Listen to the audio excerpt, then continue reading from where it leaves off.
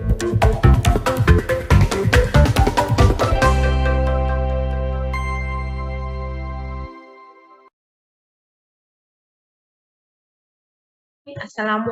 warahmatullahi wabarakatuh. Waalaikumsalam warahmatullahi wabarakatuh. Sebelum kita memasuki pembelajaran, minta tolong Hemis, ketua kelas, untuk memimpin doa. Silakan pimpin doa teman-temannya, Hemis. Oh iya, sebelum kita memulai pelajaran, ada baiknya jika kita berdoa terlebih dahulu. Doa dimulai.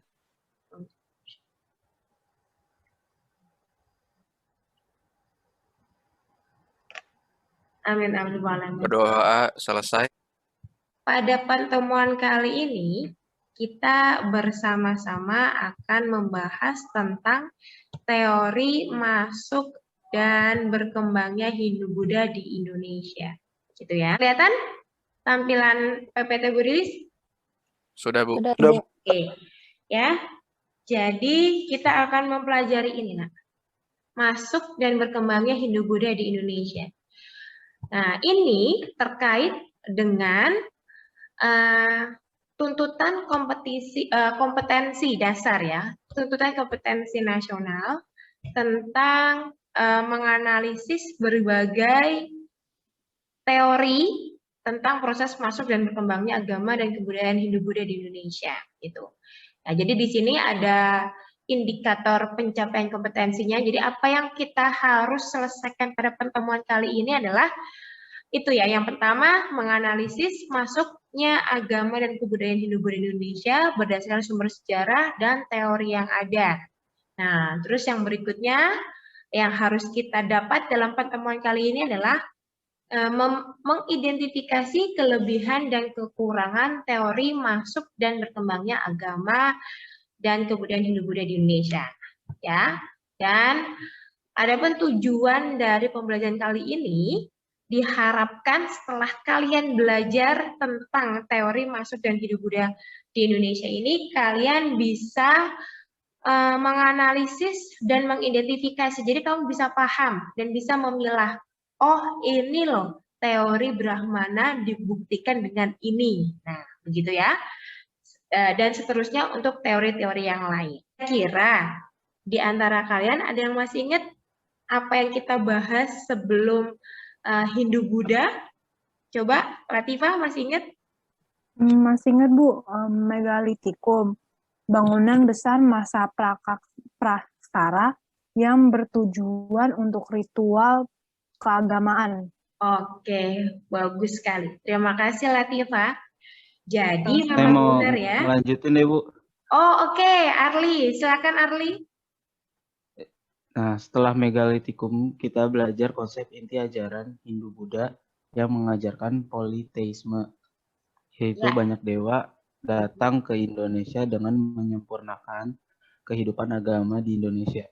Oke, terima kasih Arli. Latifah, jadi ada kelanjutannya kehidupan keagamaan yang ada di Nusantara, gitu ya. Jadi dari pola kehidupan megalitikum, di mana ada ritualisme yang sudah berkembang, sudah kompleks ya. Kemudian kita menerima kebudayaan asing, ya, yang berupa agama Hindu-Buddha. Betul, terima kasih. Oke, satu lagi nih ya, kira-kira seandainya Bu Riris bilang kata India. Nah, kalau misalnya Bu Riris bilang kata India, apa yang dalam pikiranmu? Coba. Saya, Bu. Ya, Gujarat. Ya, Gujarat. Good. Yang lain?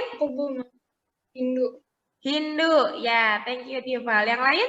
Bu. Syahrukan, Bu, Syahrukan. Oke, Syahrukan ya. Sampai dengan Syahrukan pun oke, juga masih Hindu. Masih India. Terus ada lagi? Dewa Trimurti. Trimurti ya, good, bagus ya. Itu juga materi minggu lalu, Trimurti. Oke, terima kasih anak-anak meresponnya dengan baik ya. Nah, oke, bagus sekali, Buris terkesan sekali atas keaktifan kalian pada pagi hari ini. Oke, selanjutnya perhatikan video berikut ini. Muncul anak-anak?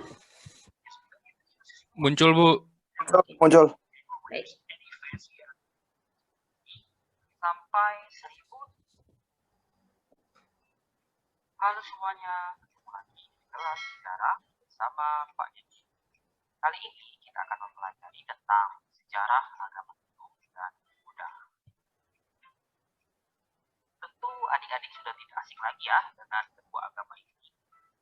Agama Hindu dan Buddha sudah ada sejak ribuan tahun lalu. Bagaimana sejarah munculnya dan perkembangan agama Hindu dan Buddha? Yuk kita bahas satu persatu. Baik adik-adik, pertama kita akan membahas terlebih dahulu mengenai agama Hindu. Agama Hindu diperkirakan muncul di India antara tahun 3102 sebelum Masehi sampai 1310 Masehi. Ada juga yang mengatakan sekitar tahun 1500 sebelum Masehi. Agama ini tumbuh bersamaan dengan masuknya bangsa Arya. Bangsa ini merupakan bangsa nomaden yang masuk ke India dari Asia Tengah melalui celah Khyber. Kedatangan bangsa Arya ini mendesak bangsa Dravida yang merupakan bangsa asli India yang termasuk dalam kategori ras Afroid. Oke, ya, itu tadi sejarah singkat tentang kepercayaan Hindu. Nah, kemudian anak-anak, dari video yang telah kamu saksikan, sekarang coba dibuka aplikasi modul elektroniknya, ya, silakan dibuka modul elektroniknya. Nah, kira-kira dari sini, kamu ada hal yang ingin kamu tanyakan nggak? Saya, Bu, mau nanya. Oke, tapi sebelumnya Gifar, dinyalakan dulu kameranya dong. Bentar, Bu. Saya mau nanya, kayak kan di Indonesia nih agamanya banyak ya, Bu, ya, mayoritas sebenarnya kan Islam. Tapi kok bisa agama Hindu tuh masuk ke Indonesia, Bu, yang mayoritas agamanya Muslim? Oke, bagus sekali. Itu ya, jadi fenomena di lapangan sekarang, Islam merupakan agama mayoritas. Lantas masih tetap ada agama Hindu, Buddha, dan yang lain yang diakui oleh negara, gitu ya. Nah, sekarang menurut historisnya, bagaimana sih masuknya Hindu Buddha yang merupakan kebudayaan India bisa masuk ke Indonesia? Begitu ya, Gifar ya? Oke, bagus. Untuk menjawab pertanyaan Gifar, anak-anak perhatikan PPT berikut ini. Nah, ini ya, masuknya agama Hindu di Indonesia. Sebenarnya masuknya agama Hindu dan Buddha, karena Hindu Buddha masuk ke Indonesia itu banyak yang menyatakan secara bersamaan. Nah, perhatikan PPT berikut ini. Nah, ini ya. Jadi masuknya Hindu Buddha ke Indonesia itu memiliki banyak sekali teori atau dikenal dengan hipotesis juga. Ya, ada hipotesis Brahmana, Satria, Waisya, dan Sudra. Terima kasih. Nah, untuk selanjutnya, coba dibuka LKPD-nya. Nah, ini. Karena kita masih pembelajaran online, jadi nanti jawabannya bisa kamu share lagi di grup WA atau di GCR. Nanti setelah kamu membaca, ya, silakan baca LKPD ini dan cari jawabannya melalui modul elektronik yang udah Budi sampaikan. Jangan dulu dijawab yang soal yang warna kuning ini. Silakan menjawab. Nah, ini ya. Yang soal berikut ini. Nah, dari materi yang telah kalian pelajari, ya, berdasarkan tadi kalian sudah mendengar pemaparan Bu Riris, ya, dan ini silakan dijawab juga. Kamu boleh buka modul. Silakan waktunya 10 menit, nanti waktunya ya maksimal 10 menit, nanti selebihnya saya minta dari kalian, beberapa dari kalian untuk presentasi. Sekarang coba Boris minta tolong Marsha mempresentasikan hasil temuannya. Sudah muncul? Oke, sudah. Silakan. Ya, bagus Nah, sekali. ini jawaban saya, Bu. Kalau buat yang teori Brahmana. Teori Brahmana ini dicetuskan oleh Joseph Van Loor, Bu. Dan yang menyatakan bahwa Hindu itu dibawa oleh golongan Brahmana. Nah, bukti yang memperkuat teori ini adanya prasasti yang menggunakan bahasa Sanskerta. Kelebihan teori ini cuman diketahui oleh Brahmana karena cuman Brahmana doang yang bisa berbahasa Sanskerta. Kalau yang kelemahannya itu kaum Brahmana tidak boleh menyeberang lautan, Bu. Itu, Bu. Oke, terima kasih Marsha. Anak-anak, setelah kita pelajari tentang Hindu-Buddha yang masuk ke Indonesia, banyak sekali, ya kan? Dan semuanya tadi seperti pertanyaan Rangga, dari sekian banyak itu yang benar mana sih, Bu? Nah, sekali lagi semuanya benar, kecuali tidak bisa membuktikan pernyataan tersebut. Nah, dari yang kita pelajari terkait tentang Hindu-Buddha, apakah indikasi pembelajaran atau tujuan pembelajaran kita telah terlampaui? Nah, coba ya, secara lisan saja. Menganalisis masuknya agama Hindu-Buddha berdasarkan teori yang ada. Teori yang ada di sini, teori apa saja tadi bisa disebutkan? Teori Brahmana. Nah, terus? Satria. Terus? Waisa. Latifah apa? Setelah ada Waisa, Latifah apa lagi? Sudra, bagus. Kemudian yang disebut dengan teori nasional tadi teori apa? Hemis? Gimana? Halo Hemis? Hemis masih ada di sini? Oke, Hemis lost kontak. Tadi gimana? Yang disebut dengan teori nasional di sini teori apa? Latifah tadi mau jawab sepertinya? Teori arus balik. Teori arus balik. Good. Nah ya, jadi coba sih dari sekian banyak teori-teori dari pembelajaran kita hari ini, adakah di antara kalian yang ingin menyimpulkan apa sih kesimpulan dari pertemuan kita pada pagi hari ini? Coba silakan, ada yang mau menyimpulkan pembelajaran kita pada hari ini? Coba Tifal mungkin ya. Ya, jadi kan Tifal dari kesimpulan model elektronik yang udah gue kasih itu, aku dapat menyimpulkan kalau misalnya sebenarnya teori-teori Hindu-Buddha ke Nusantara itu menurut para ahli itu dibagi dua. Nah, yang pertama itu pendapat pertama mengatakan bahwa dalam proses masuknya kedua agama ini, bangsa Indonesia hanya berperan pasif. Bangsa Indonesia hanya sekedar menerima budaya dan agama dari India. Nah, ada 3 teori yang menyokong pendapat ini.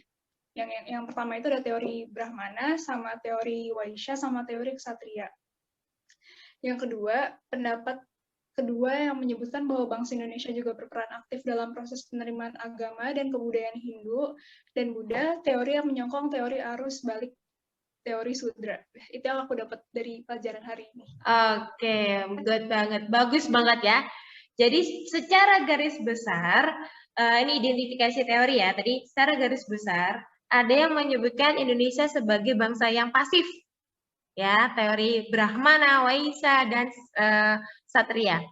Dan ada juga yang menyatakan kita ini adalah bangsa yang aktif ya untuk menerima atau mendapatkan kebudayaan-kebudayaan yang lebih baik. Nah, sebelum saya mengakhiri pertemuan kali ini, untuk supaya Bu Riz bisa mengetahui kamu paham atau tidak secara kognitif, silahkan dibuka G-School-nya.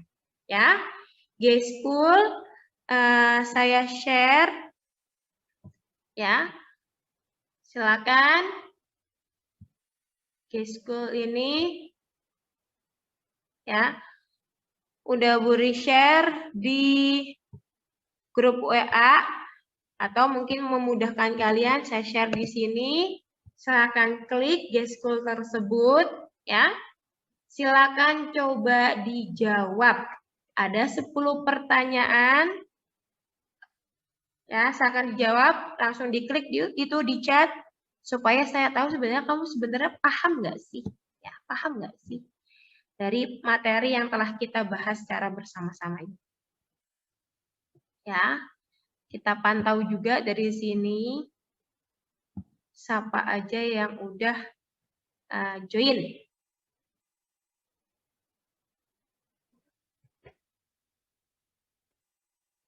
Ya, sudah ada 4 peserta. Terus refresh lagi, masih ada waktu 1 menit. Wih, Arli 100, selamat Arli. Luar biasa. Arkandias, Andi, Cecil. Ayo Latifah, masih ada waktu sebelum habis waktunya. Ayo Latifah, Hemis, Rangga, Marsha, semangat nak. Ya, jadi paham ya untuk Cecil, Arkandias, Andi sudah baik sekali pemahamannya untuk materi teori Hindu-Buddha di Indonesia ya. Oke, refresh sekali lagi.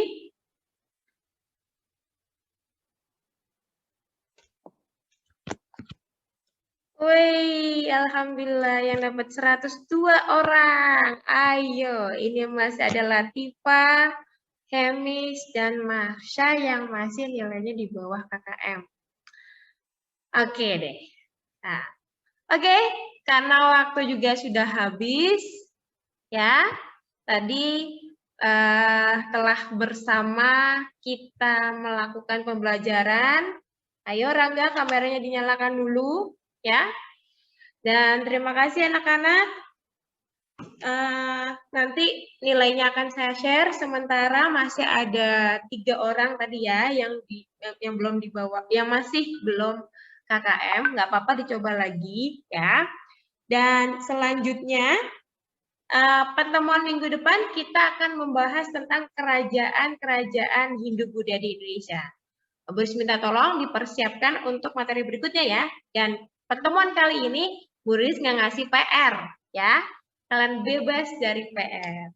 Oke deh, terima kasih anak-anak. Oke anak-anak, bersama-sama mari kita baca Alhamdulillahirabbil alamin. Ya. Alhamdulillahirabbil alamin. Terima kasih anak-anak. Demikian pertemuan kali ini. Semoga bermanfaat. Bu Riz akhiri. Wabillahi taufiq wal hidayah. Wassalamualaikum warahmatullahi wabarakatuh. Sehat selalu anak-anak. Waalaikumsalam. Waalaikumsalam warahmatullahi wabarakatuh. Makasih Bu Riz.